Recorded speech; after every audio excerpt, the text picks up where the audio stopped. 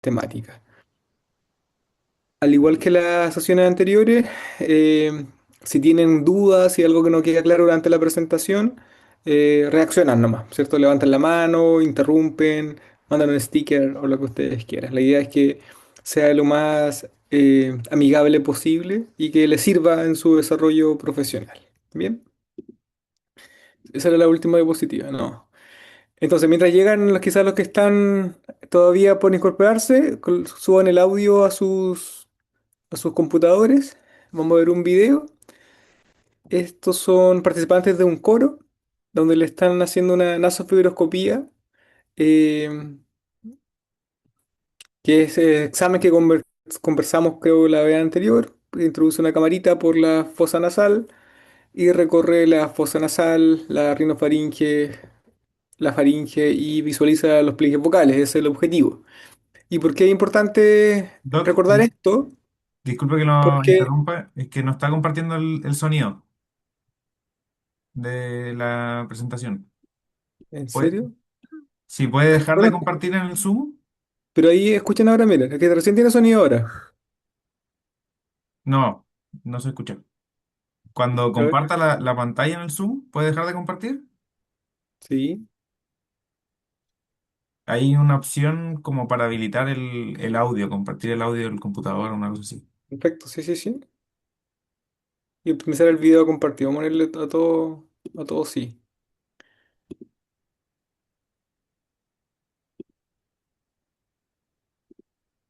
Vamos a ir por acá. Ahora sí, Mm, no, yo no escucho nada. Ah, ahora sí, ahora sí. perfecto. Bueno, entonces son cantantes líricos que están cantando, si ustedes se dan cuenta, en simultáneo, eh, con distintos registros vocales.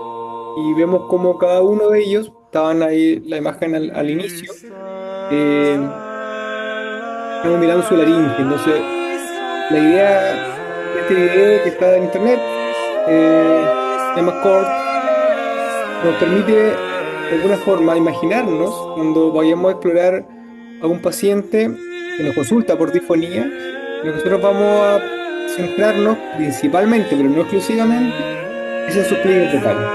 ¿Ya? Entonces, cuando uno habla, en este caso cuando uno canta, lo que está pasando en la laringe es esa apertura y cierre glótico de los pliegues vocales vibran y vibran en el caso de estos cantantes a 200, 300, 500 veces por segundo.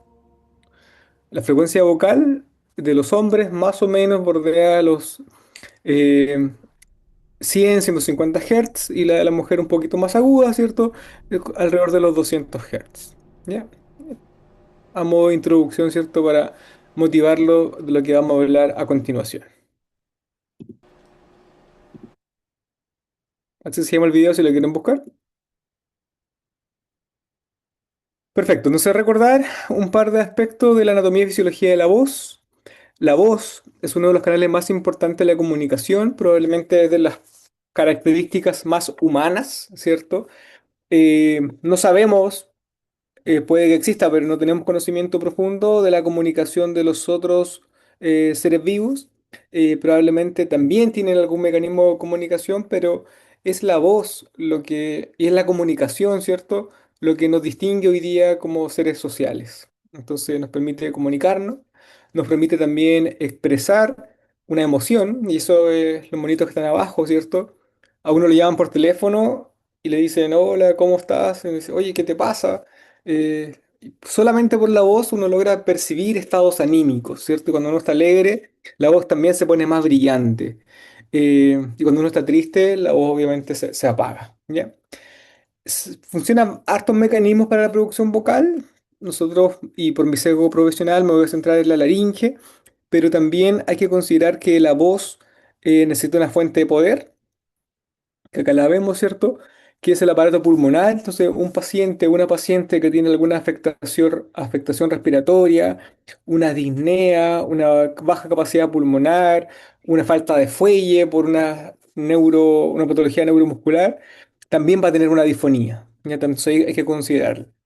Y como la voz, si bien se produce en los pliegues vocales, o más bien se modula en los pliegues vocales, también tiene un aparato de resonancia que es la que permite amplificar y regular armónicos de esa frecuencia vocal fundamental que lo constituye la faringe, la cavidad oral, la orofaringe, la cavidad nasal y las cavidades paranasales. Por lo tanto, cuando hay alguna afectación en alguna estructura del aparato resonador, también va a afectar la calidad vocal. Y por eso cuando uno está congestionado, tiene una voz hiponasal, ¿cierto? Como está la voz, la nariz tapada, y la voz se coloca así un poco gangosa. Y uno puede reconocer en ese tipo de voz, ¿cierto? Una alteración del aparato resonador, por ejemplo. Cuando uno tiene una infección amigdaliana, una amigdalitis, la amígdala están hiperémica, están inflamada, la voz se escucha así como más profunda, ¿cierto? Como una papa en la boca, porque efectivamente hay dos amígdalas que están inflamadas dentro de la orofaringe, ¿bien? Pero yo les adelantaba de lo que vamos a hablar principalmente hoy día, son los pliegues vocales. Y recordar que los pliegues vocales están suspendidos dentro de la laringe, resguardados por una estructura cartilaginosa donde es el cartílago tiroides, con esta forma como de escudo vikingo, ¿cierto? Como están de moda. Los vikingos, me refiero, no las laringes, contienen y protegen a los pliegues vocales.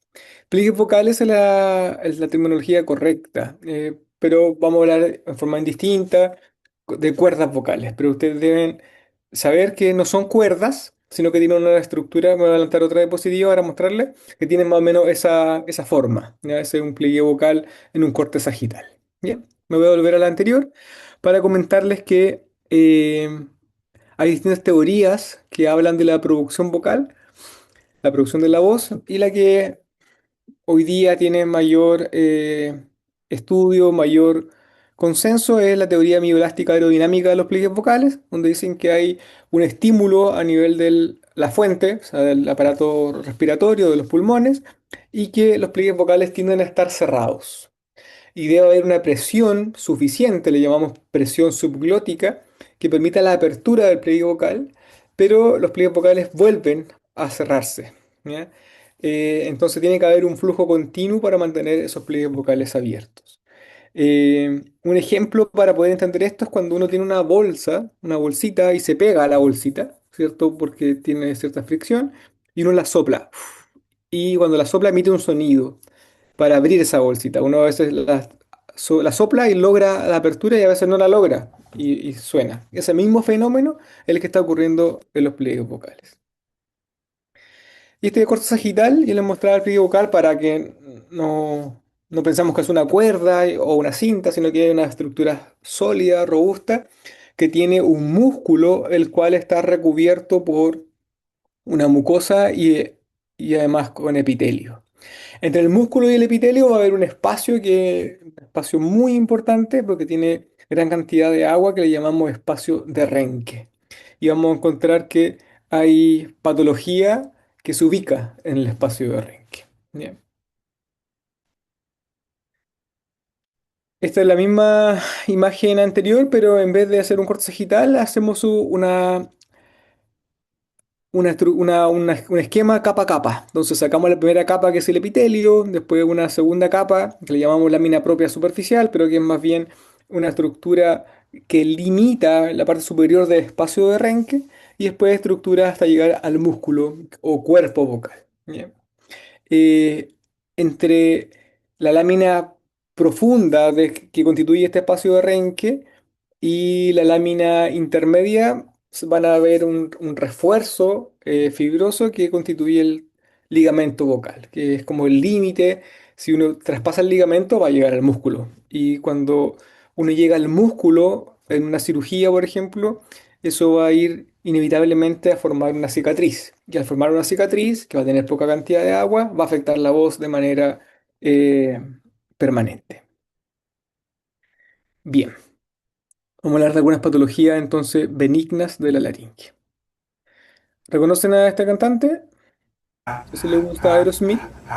Entonces, a esta cantante le están Para haciendo producir este tipo de sonidos, las cuerdas una vocales de Tyler estroboscopía se cierran una laringia. media de ¿Ya? 170 Steve veces por Saitel es un segundo. laringólogo muy famoso y está evaluando los pliegues vocales de Eso supone más de medio millón de veces en el transcurso de un concierto y casi 1.000 millones de veces a lo largo de sus 30 años de carrera profesional. Estoy conversando de cuántas veces vibra el pliegue vocales, que es la No multiplicación de hay lo que yo le ninguna parte comentaba del cuerpo anteriormente. humano que pueda presenciar este tipo de fuerzas de choque y tensiones de rotura. A eso se debe que los pliegues vocales se vayan desgastando con el tiempo.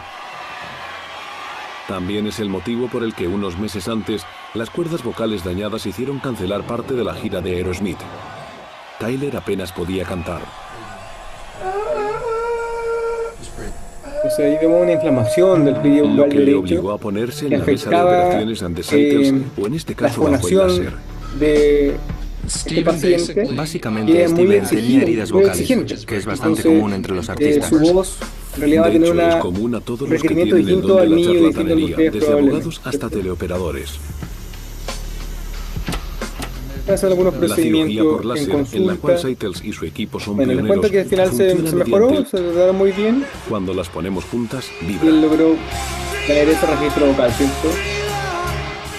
Estas vibraciones producen sonido muy parecido a cuando punteamos en una guitarra. Los músculos abren y cierran las cuerdas vocales y cambian el tono del sonido. En las notas bajas, las cuerdas están sueltas y vibran más despacio.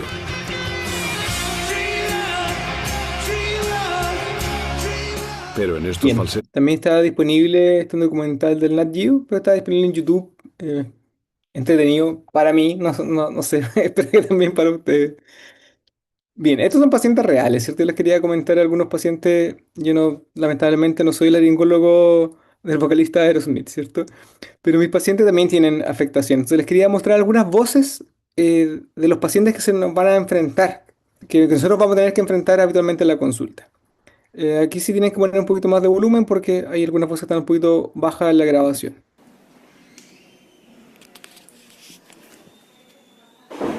Ya.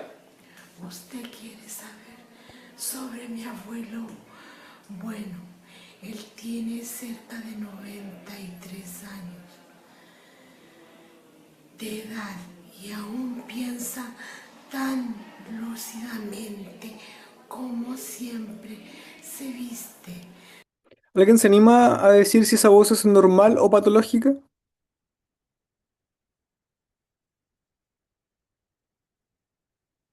No, nadie se anima, no importa. ¿Alguien se anima a... Yo les cuento que es patológica. ¿Alguien se anima a pensar o a arriesgarse a decir qué puede tener esa paciente? ¿No? Bueno, Texto del esta abuelo. otra ¿Qué paciente, quieres saber sobre mi abuelo? Bueno, él tiene cerca de 93 años de edad y aún un piensa tan pólipo, decía la lúcidamente como Camila. siempre. No, Se viste solo y se pone su pero vieja se arriesgó, chaqueta así que la negra, felicito. que comúnmente tiene varios botones menos. Una larga barba colga de su cara, inspirando a aquellos que lo observan. Un profundo sentido. Les voy a contar qué tiene, así que no se preocupen, ¿no? Ahora. Texto del abuelo. ¿Usted quiere saber sobre mi abuelo?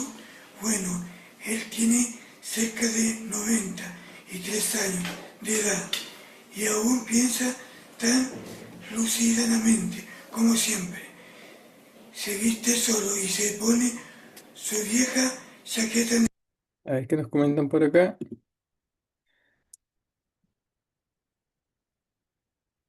Claro, no es.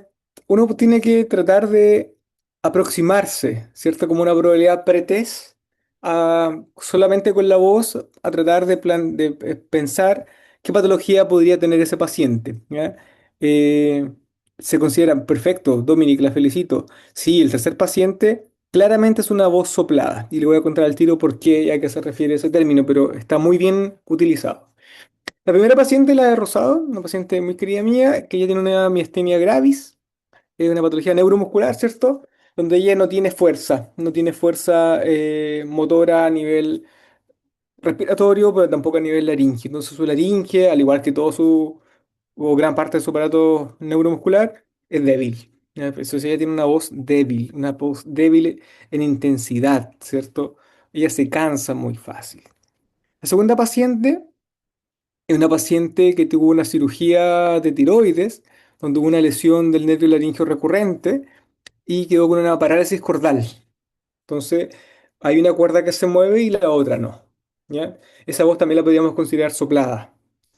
El tercer paciente es un paciente que tuvo una patología oncológica y dentro de la alternativa de tratamiento, él decidió una cordectomía completa. Entonces le sacamos una cuerda vocal y él tiene solamente una cuerda vocal, por lo tanto no alcanza a cerrar muy bien su glotis, o sea, no cierra su glotis, ¿cierto? Y se escapa el aire, como decía Dominic, pues tiene una voz soplada. Así que muy bien. Texto del Entonces, abuelo. ¿Quieres saber si una Eh, esos tres pacientes tienen voces patológicas. Cuando tenemos este tipo de voces y otras, hablamos que es una voz disfónica, ¿ya? Ese es un término genérico, es más bien un síndrome, ¿cierto? No precisa algo en particular. Cualquier alteración de las características acústicas de la voz va a ser una disfonía. Esa disfonía puede ser transitoria o puede ser permanente de acuerdo a la patología que esté provocándola. Cuando enfrentamos a un paciente por disfonía, es muy importante que andemos en la historia vocal. Y la historia vocal tiene que ver, lo veíamos, creo que en la primera sesión que revisamos, en la anamnesis, ¿cierto? Próxima, agotando el síntoma. Y en la historia vocal hay que preguntar, ¿hace cuánto que tiene esa voz? Si hubo una gatillante o si hubo más de un gatillante. Cómo se comporta esa voz durante el día, despierta bien y se va perdiendo la voz durante la jornada o no, ¿cierto? O tiene fluctuaciones intermitentes. ¿Qué ha pasado en el transcurso de todo este periodo desde el origen de la disfonía? Si ha tenido situaciones agravantes o situaciones de mejora, si tiene algún síntoma asociado, y me refiero principalmente a disfagia, a disnea. Eh, pero también hay que considerar en esos aspectos de la historia vocal es el uso que realiza en el día a día de su voz. Distinto es enfrentar al vocalista de Aerosmith que alguien que trabaja detrás de un computador y no conversa con nadie todo el día, ¿cierto? Es muy distinto. Entonces ahí cobra relevancia profesiones u oficios o trabajos que ocupan la voz. Y eso va a ir desde un cantante, desde un actor, un locutor, un profesional de la salud que trabaja con la voz, pero también una secretaria, un secretario, una recepcionista, una operaria de call center, un operario de call center. También, ¿cierto? La voz de esa persona, un profesor, una profesora, es sumamente importante. ¿Ya? Todo eso hay que considerarlo en la historia vocal. Cuando uno ya quiere ir precisando causas, nosotros grabamos a los pacientes con este texto protocolizado que ustedes escucharon, se llama texto del abuelo. Es un texto que tiene validación acá en Chile, no es el único, que está fonéticamente equilibrado. Entonces, al leer este texto protocolizado, uno debiera percibir todos los fonemas que están en la lengua castellana. Hay otras validaciones para otros idiomas. También podemos hacer un análisis fonético acústico que se refiere a grabar la voz, a analizar parámetros físicos de la voz y hay también algunos protocolos de autoevaluación vocal que son básicamente encuestas que se rankean en escala de Likert, que se les preguntan si debido a la afectación vocal ha tenido alguna limitación en su trabajo, en el colegio, en la actividad programática, en reunirse con amigos, reuniones con la familia, etcétera. Eh, Se me quedó en el tintero, pero la historia vocal también es importante ver algunos hobbies, ¿cierto? Si has ido a los karaokes, si realiza algún deporte, sobre todo los deportes de contacto, ¿cierto? Que gritan mucho. También hay que considerarlo. Algunos deportes colectivos, fútbol u otro que puede tener un ataque vocal, que la primera sílaba es muy fuerte, puede agravar una patología, ¿ya? Luego hay que mirar los pliegues vocales y para eso podemos hacer una nasofibroscopía o una artroscopía laringea, de acuerdo a lo que está disponible. Y siempre es bueno complementar el estudio y profundizarlo con alguna evaluación fonoaudiológica. Y son los fonoaudiólogos los que también pueden apoyar en un laboratorio de voz con algunas otras evaluaciones como la electroglotografía o alguna medida aerodinámica, que son dispositivos que se colocan en la boca o al recibir el aire y ver cuánto flujo de aire se moviliza de acuerdo a tal grupo de fonemas. Entonces, sistematizando un poco lo que les comentaba, tenemos que consultar sobre antecedentes médicos quirúrgicos, algunos factores de riesgo, en patología benigna, uso y mal uso vocal, pero en patología maligna siempre es importante el consumo de alcohol, tabaco, ¿cierto? Exposición a agentes tóxicos. Establecer la previsión cronológica, instalación, la severidad, factores que han construido la mantención, síntomas asociados, la personalidad. Hay personalidades que son más intensas, ¿cierto? Que son más gritonas al final de cuentas, que también podrían tener mayor afectación. Y la ocupación en las actividades. Yo les comentaba en la clase de examen que lo que sí o sí puede hacer el médico general, no es difícil, pero requiere entrenamiento, es una laringoscopía indirecta. Para eso se requiere un espejo. Yo les comentaba, golpeé ahí la puerta al colega odontólogo, pídanle uno de los cientos de espejitos que tiene, no se lo devuelvan, ¿cierto? Y con una buena fuente de iluminación se tracciona la lengua suavemente y se coloca el espejito tratando de no estimular el paladar blando para visualizar la laringe. A veces el paciente tiene mucho reflejo de arcada, eso se puede entrenar, o el paciente podría hacer gárgaras con lidocaína, o si es que está disponible en su centro, también lo puede tener el dentista, eh, lidocaína en spray. ¿Ya? Pero eso me permite visualizar y aproximarme para tener mayor herramientas diagnósticas. Si no, podemos hacer una nasofiloscopía, esto muchas veces ya o la mayoría de las veces a nivel del especialista. La nasoviroscopía es un examen como el que vimos al inicio en el primer video de los coristas, que es una fibra óptica flexible que se introduce por por una fosa nasal y viaja por la fosa nasal, la orofaringe y la visualización laringia. Tenemos acá un video, estamos entrando por la fosa nasal de izquierda, ahí está la rinofaringe. Visualiza la desembocadura de la trompa de Eustaquio, el adenoides.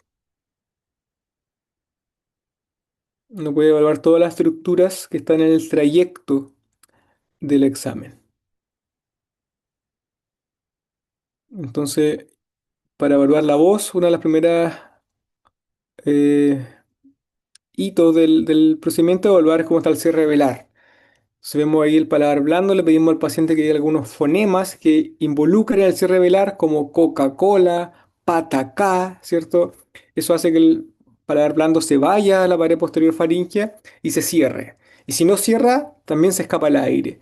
Y eso podría provocar una afectación vocal, por ejemplo, una fisura labiopalatina, ¿ya? Para después el examen visualizar los pliegues vocales, ahí está la estructura esquematizada, ¿cierto? Los aritenoides, la región interaritenoidea, recuerden que detrás de eso está el esófago, los pliegues vocales falsos o bandas ventriculares, en su terminología correcta, los pliegues vocales, la epiglotis hacia adelante, ¿ya? Y evalúan estos recesos, que son recesos de la hipofaringe, senos piriformes para conducir el bolo alimenticio hacia el esófago y hacia anterior de la epiglotis, la vallécula. ¿Ya?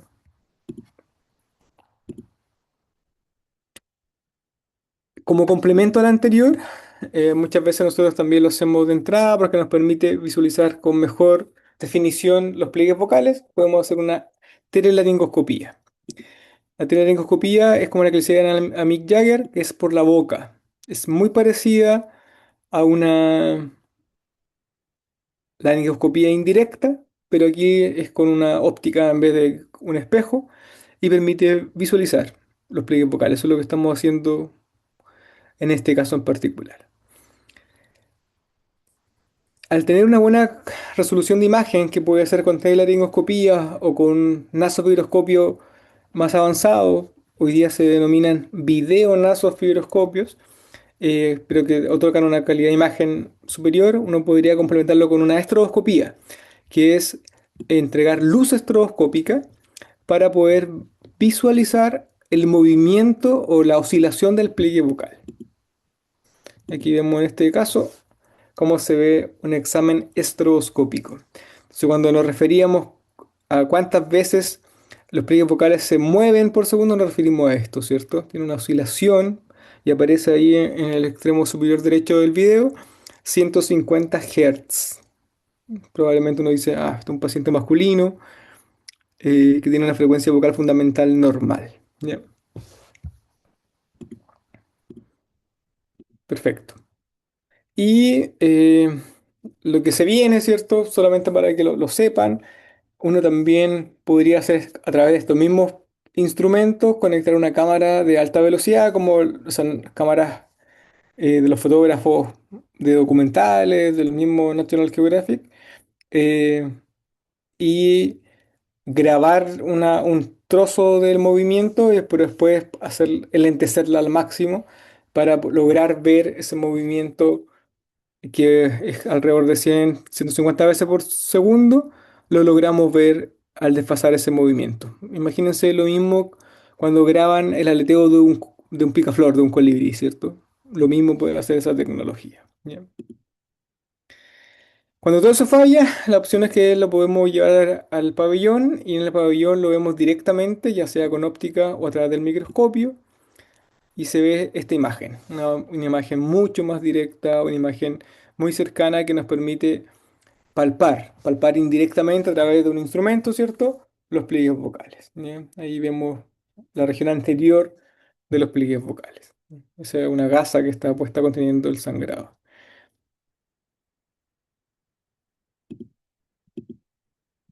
Ahí se ve el tubo endotraqueal, ese es el CAF del tubo endotraqueal. ¿Ya?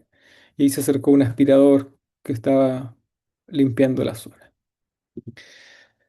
Bien, entonces vamos a hablar sucintamente de algunas patologías, de los nódulos, los pólipos, el edema de Renke, quiste, granulomas y la laringitis. Vamos a partir por la laringitis, que es lo más frecuente, lo que nos va a tocar a todos la hemos tenido probablemente, y la principal causa es por parainfluenza.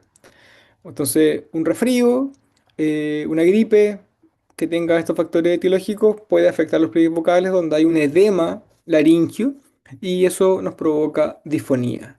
¿Por qué nos provoca disfonía? Porque el cierre glótico no es perfecto. Entonces, uno se coloca un poco difónico. ¿Ya? Se resuelve una vez que se resuelve la afectación viral y no suele durar más de 2 semanas. Por eso el límite que uno recomienda si una disfonía se prolonga por más de 2 semanas, eh, uno debe sospechar una causa estructural y debiera ser derivado al especialista. También provoca laringitis, el trauma vocal, o sea, si uno grita mucho, también se coloca difónico porque también se inflaman los pliegues vocales. O también la exposición a algunos agentes irritantes, ¿cierto? Cuando hay una alergia respiratoria eh, moderada a severa, también puede tener afectación laríngea. Suelen ser autolimitadas y ahí la recomendación es reposo vocal, es decir, no hablar o hablar lo justo y necesario, por ningún motivo gritar, hablar por teléfono, hacer videollamada, hidratarse muy bien y reposo. ¿Ya? No más que eso. Los nódulos es probablemente la lesión benigna más frecuente, es una lesión superficial. Se presenta principalmente en los niños, alrededor de los 5, 6, 7 años, y son niños que tienen un comportamiento que es más bien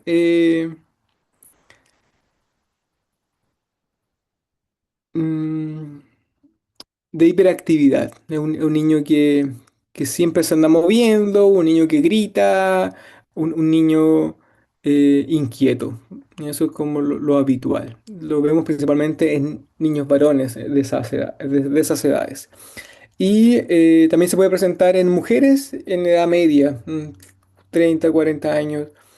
Y siempre va a estar asociado a algún evento fonotraumático.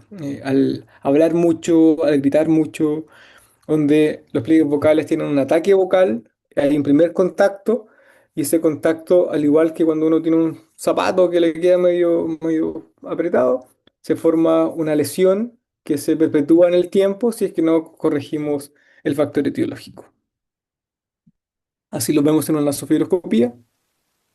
Son, por definición, bilaterales, ¿ya? Que el punto de contacto en el tercio medio anterior de los pliegues vocales y forman un hiato, que es la estructura entre pliegue y pliegue. No debiera haber un hiato, no debiera haber un espacio. Este forman un hiato que tiene una forma de reloj de arena. Entonces es característico una lesión bilateral que forma un hiato en reloj de arena en un paciente con las características que le describí. Lo más probable es que sean nódulos vocales. El tratamiento es onoaudiológico, no quirúrgico. Los pólipos son lesiones que son habitualmente unilaterales. También están asociados a algún evento fonotraumático, pero suelen ser más agudos. Después de haber ido a un recital, después de haber ido a alguna presentación, después de haber jugado un partido, quedé difónico, no me he ido mejorando y uno después se evalúa la laringe y vamos a encontrar una lesión con esas características. Aquí vemos un pólipo inflamatorio mucho más grande. Además tiene una lesión en la cuerda contralateral, o sea, una lesión de contragolpe. Estos algo inflamatorios, uno podría pensar que con el tiempo esto va a desaparecer, por lo tanto, la mayoría de las veces los pólipos van a requerir cirugía. Pero también como el factor gatillante está relacionado a una esas terapias farmacológicas pre y postoperatoria. El edema de Renke es la acumulación de contenido gelatinoso en este espacio que les comentaba entre el ligamento y el epitelio, que se presenta principalmente en pacientes fumadores y fumadoras principalmente. Eh, Es de difícil tratamiento porque está muy asociado al hábito tabáquico. Entonces, si la paciente no deja de fumar, probablemente esto recurre o no se mejora, ¿ya? El tratamiento es quirúrgico, pero algunos otorrinos incluso condicionan el tratamiento al cese del tabaquismo. Se ve de estas características, ¿ya? Mucha inflamación de los pliegues vocales, muy flexibles. Eh, Eso hace que la voz sea grave. Entonces, en mujeres, esta voz se suelen escuchar como más bien masculinas, ¿ya? O alguien puede reconocer como una voz de fumadora. Recuerden a alguien, uno siempre conoce a alguien, una tía, una vecina, una amiga de la mamá, que tiene una voz de fumadora. Esto es lo que probablemente está ocurriendo, está pasando en su laringe. Los quistes son lesiones muy probablemente de causa congénita, es decir, están en el nacimiento, y después de algún esfuerzo vocal, de alguna exigencia vocal mayor, se hacen sintomáticos, ¿ya? Pero ahí es muy importante consultar la historia, cómo ese paciente de niño a lo mejor presentó alguna disfonía y ahora se exacerbó. Lo vemos en estudiantes universitarios, por ejemplo, que al realizar más presentaciones o al tener que poner en voz alta, suele quedar difónica, difónico, y sobre todo cuando se puede asociar a tensión cervical, a tensión laringe. Entonces tenemos una causa orgánica que se agrava por un aspecto funcional. Entonces hay que tratar las dos cosas. Estas patologías suelen tratarse con cirugía, pero en complemento con terapia fonoaudiológica. Entonces, como ideas fuerzas de esta sesión, no olvidar la importancia de la voz como un canal de comunicación. eh, Parar la oreja y escuchar la voz, ¿cierto? La voz de la gente algo nos refleja. Disfonía es un nombre genérico, así que tratar de ponerle apellidos a esa disfonía, al menos como ejercicio, como bien lo decía Dominic, disfonía que se caracteriza por una voz soplada. Eso va a orientar probablemente la interconsulta a pensar que puede ser una parálisis, alguna lesión que deje un hiato mayor, entre otras patologías, ¿cierto? El enfrentamiento es completo, al igual que todo acto médico, donde debemos profundizar en la historia clínica, un riguroso examen físico y muy probablemente valoración instrumental con alguna herramienta para visualizar los pliegues vocales. Hay que tratar las patologías asociadas a la disfonía, sin duda, el tabaquismo, el reflujo, el mal uso o abuso vocal como principales factores de riesgo.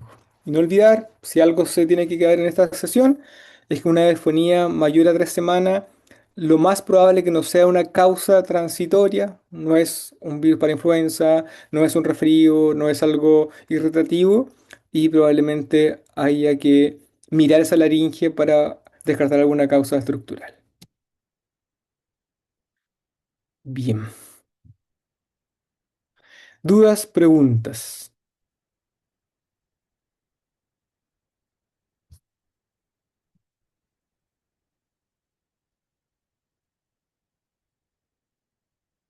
Han agotado, yo sé que es tarde, Aplausos, semana dura. le mandan. Sí, mandan aplausos y cosas, muchas gracias. Em, Doc, yo le quería consultar respecto a algunas como técnicas de como protección vocal o buen uso vocal, como en general para la población general. Mira, te agradezco la pregunta, es muy buena, muy atingente. Eh, la hidratación es fundamental, ¿ya? Y claro, tenemos todos arraigados que hay que tomar 2 litros de agua, ¿cierto? Así como mínimo 2 litros de agua, pero en aspectos fonatorios, más importante que la cantidad es la frecuencia. Entonces uno recomienda tomar sorbos más o menos cada 10 minutos. Eh, ¿Por qué? Porque eso hoy día se agrava de una manera ambiental.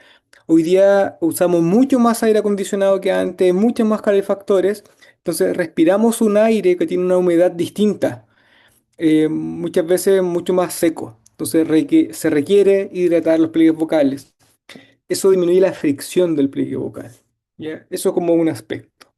Otro aspecto es que si uno se va a dedicar eh, a algún ejercicio vocal, por ejemplo, los profesores debiéramos, ¿cierto? Tener alguna preparación en técnica respiratoria para mejorar la proyección vocal y evitar la fatiga vocal. ¿Ya? Deberíamos entrenarnos. Ahí hay un gap formativo en muchas de las carreras que forma trabajadores profesionales de la voz, no de elite, ¿cierto? No, no cantantes, porque ellos sí están muy entrenados, pero que tenemos pocas herramientas para proteger eh, el aparato fonatorio. Evitar sustancias tóxicas, sobre todo si es que uno las combina, pueden ser muy deleterias. Por ejemplo, un carrete donde grito mucho y fumo y además ingiero alcohol. La tormenta perfecta, ¿cierto? Mayor esfuerzo, deshidratación y un agente irritativo, ¿ya? Entonces ahí tratar de, obviamente, desincentivar el uso del tabaco, pero si uno va a ingerir alcohol, hidratarse y evitar los ambientes muy ruidosos porque eso hace que uno eleve el tono de la voz y eso provoca tensión y uno quiere ganarle al otro, entonces quiere hablar más fuerte del que está al lado. Hay otra pregunta de Javiera. En caso de pacientes con sospecha de edema de Renque, ¿corresponde derivar directo a otorrino o se puede hacer una intervención de manejo de atención primaria aparte del cese tabáquico? Probablemente ambas cosas, ¿ya? El tratamiento de un paciente con edema de Renque. El más importante es el cese tabáquico. No olviden que ahora es GES, entonces debiera manejarse en atención primaria. ¿Ya? Y en paralelo lo pueden derivar, porque si un paciente tiene disfonía y además fuma, claro, puede ser una edema de renque, sobre todo si es que esa voz es grave, tiene esas características que les mencionaba, pero puede tener también un tumor laríngeo, un cáncer de laringe, porque el principal factor de riesgo del cáncer de laringe es el cigarrillo. ¿Ya? Entonces ahí no perder tiempo si esa disfonía es prolongada va a ayudar mucho la intervención que ustedes realicen a nivel local, mucho que problematicen el consumo de cigarrillo para después complementar y tratar a nivel secundario. Sí. No, gracias a usted por la pregunta. ¿Alguna otra?